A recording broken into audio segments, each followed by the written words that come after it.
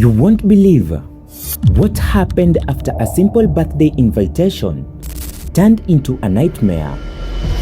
A 23-year-old woman, full of life, leaves home after church to celebrate a friend's birthday, and less than 24 hours later, she is fighting for her life.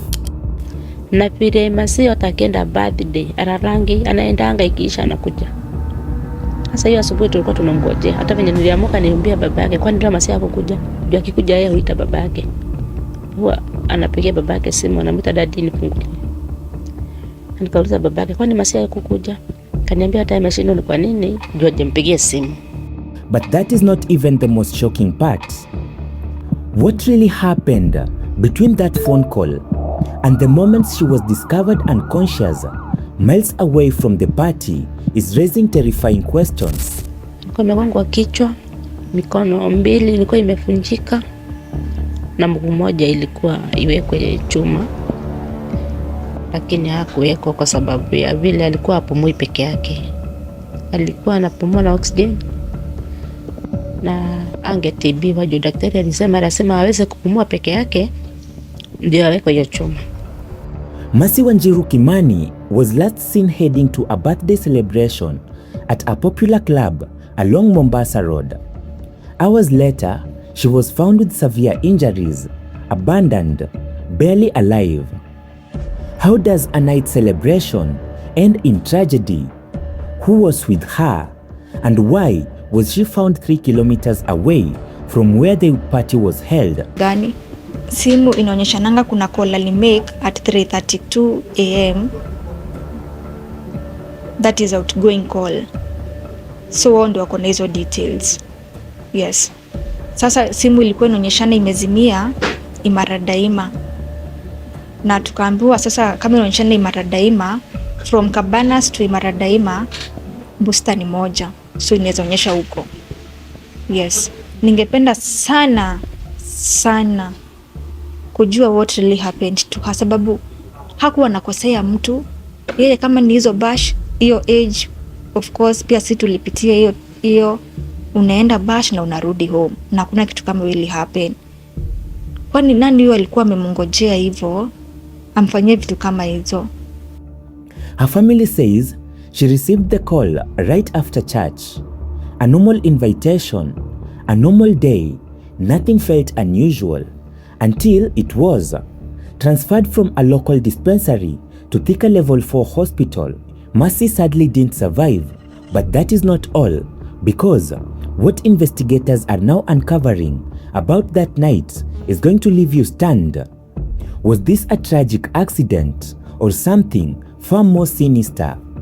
Stay with us, because the timeline of events, the unanswered calls, and the disturbing gaps in the story are going to shock you.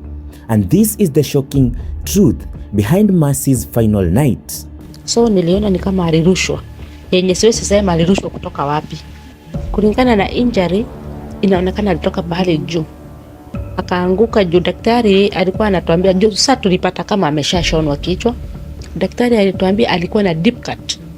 Yenye ilikuwa mpaka imefikia mfupa ya kichwa, juu alikuwa ameshonwa kutoka hipo mpaka inafika kwa jicho hapa hivi. Kwa hivyo sioni kama ni pikipiki, naona kama ni bahali tu juu kiasi. Kulingana na impact hiyo, juu mpaka kwa tumbo alikuwa amekatika. Daktari alituambia kuna pahali alikuwa amekatika hapa. Sijui paliitwa nini. Alikuwa pamekatika. Mimi naomba serikali watusaidie na kuchunguza, kwa sababu mtoto wetu anatuuma sana. Huyu mtoto amelazwa miezi 3, hakutoka kama ameongea. Hatu kutoka kama tumeongelesha, Mercy ametuongelesha ama sisi tumemuongelesha, hatu kujua amekufa nini. It was supposed to be an ordinary day. Mercy Wanjiru Kimani had just attended church with her mother. Nothing felt unusual. Nothing felt dangerous. And according to her family, while she was still with her mother after the service, she received a phone call, and it was an invitation to a friend's birthday party. Tulilala naye vizuri, tukaamka vizuri on date 18, kiwa Sunday 18th of January. Kajitayarisha vizuri tu, wenye mtu hujitayarisha anaenda church, na tukaenda pamoja. Vile tulifika huko kwa church, Kaniambia mama, mimi after service nitaenda bash ya rafiki yangu. The location, Tunnel Lounge along Mombasa Road, a well-known entertainment spot, a place where people go to celebrate, to dance, to laugh, to make memories. There was no signs that this invitation would become the last normal moment of her life, but that is not all, because what seemed like a simple plan for that evening will soon turn into a sequence of events that no one saw coming. Mombasa Road is known for a vibrant nightlife. Clubs light up the highway, music spills into the night air, crowds gather, energy builds. Tunnel Lounge was the destination, a birthday celebration, friends, music, lights, noise. But somewhere between arrival and the early hours of the next morning, something changed, and this is where the timeline becomes unclear. She was so friendly to people. Masi ni ngumu sana angekosana na mtu. Ni ngumu sana. Masi kama hapa home, so kama sasa tunashindwa, yeye ndo tulikuwa tumeacha anaangalia wazazi. So kama sasa mama anakaa hivi anasema, "Hey, sasa hii nyumba yangu nitakuwa nakaa na nani?" Who was last seen with her? What time did she leave the club? Did anyone notice anything unusual? Those answers have not been clearly laid out publicly. And that silence is what makes this story even more haunting, because the next confirmed detail is chilling. The following day, Mercy was found unconscious, not at the club, not near the entrance, not even inside the venue, but approximately 3 kilometers away. How does someone travel that distance after a party? But that is not all, because the condition she was found in raises even more disturbing question. When Mercy was discovered, she was unconscious. She had a deep cut on her hand, another deep cut on her lower abdomen. Both her arms were broken. And how does that happen? Was there a struggle? Was there a fall? Was force involved? These are the questions that immediately arise, and yet the only confirmed fact is that she was found in critical condition, unresponsive, severely injured. Alone, the emotional weight of that image is hard to process. A young woman who hours earlier had been celebrating at a birthday party, now lying injured, miles away from where the celebration took place. But wait until you hear what happened next, because the race to save her life had only just begun. Mercy was first rushed to a dispensary in Mukuru. Time was critical. Head injuries are unpredictable. Internal injuries can worsen rapidly. Every minute matters. Medical staff at the dispensary stabilized her as best as they could, but her injuries were severe. She was later transferred to Thika Level 4 hospital. And this is where the emotional intensity of the story deepens. Imagine the call her family must have received. Imagine the shock, the confusion, the disbelief. Just hours earlier, she had been fine. Now, she was in critical condition, fighting for her life. Tears as a family waits outside a hospital room. Prayers whispered in corridors. Phones ringing with relatives asking what happened. But here is the heartbreaking truth. Despite medical effort, Mercy succumbed to her injuries, and with that, the questions only grew louder. What happened between the birthday invitation and the moment that she was found? Was there an alleged assault? If so, where did it happen? Inside the club? Outside? Elsewhere? Who was the last person to speak to her? Was surveillance footage reviewed? Were statements recorded from party attendees? Was there any altercation reported that night? These are not accusations. These are questions that naturally arise in a case like this. Because when a 23-year-old leaves home for a celebration and never returns alive, the timeline matters. Every detail matters. Every minute matters. But that is not all. Beyond the physical timeline lies the emotional aftermath, and that impact ripples far beyond one family.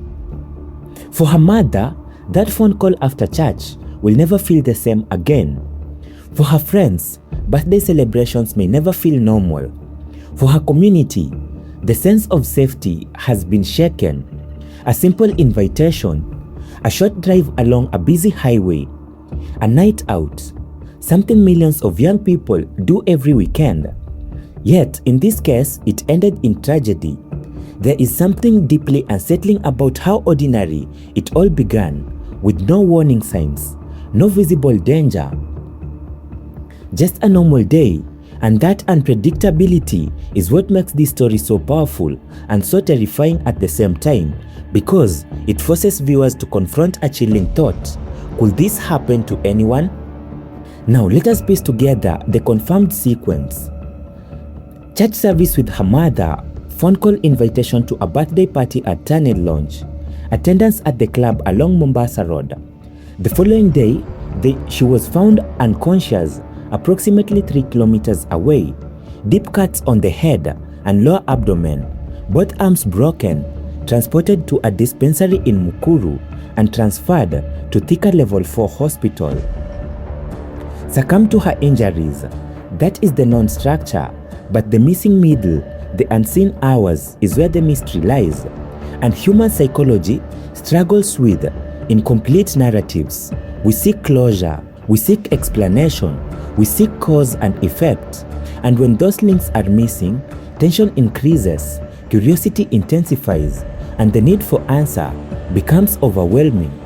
Now, cases like this raise broader concerns about safety in nightlife environments, about accountability, about emergency response, about communication between venues, attendees, and authorities. Again, no speculation, only the recognition that when tragedy follows a social event, systems are inevitably examined. And this is where public attention becomes powerful, because awareness drives scrutiny, scrutiny drives accountability, and accountability can prevent future tragedies. But wait, because there is one more emotional layer to this story. Mercy was not a headline, not a statistic, not a viral clip.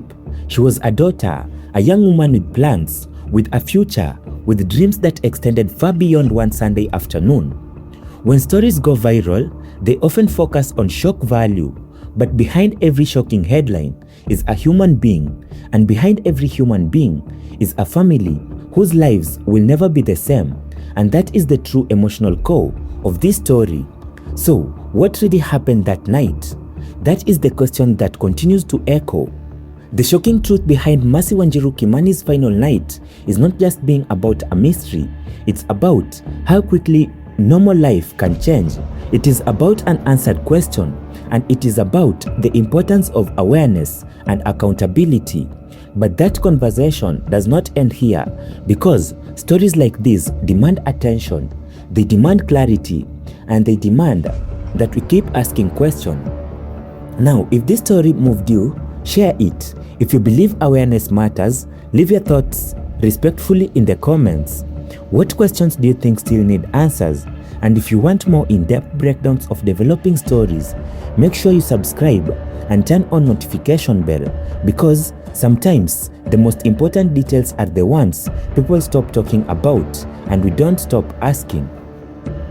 Now, you need to understand that this video is created for educational, information, and commentary purposes only. The intention is to raise awareness and discuss publicly reported events responsibly. We acknowledge that this is a deeply painful situation, and we extend our sincere condolences to the family and loved ones of Mercy Wanjiru Kimani. The family is seeking justice, and this video does not intend to speculate, accuse, or interfere with any ongoing investigation. All information presented is based on publicly available reports and statements. The goal is to encourage awareness, constructive discussion, and community engagement around issues of safety and accountability. We urge our viewers to remain respectful in the comments and avoid spreading unverified claims or harmful speculation.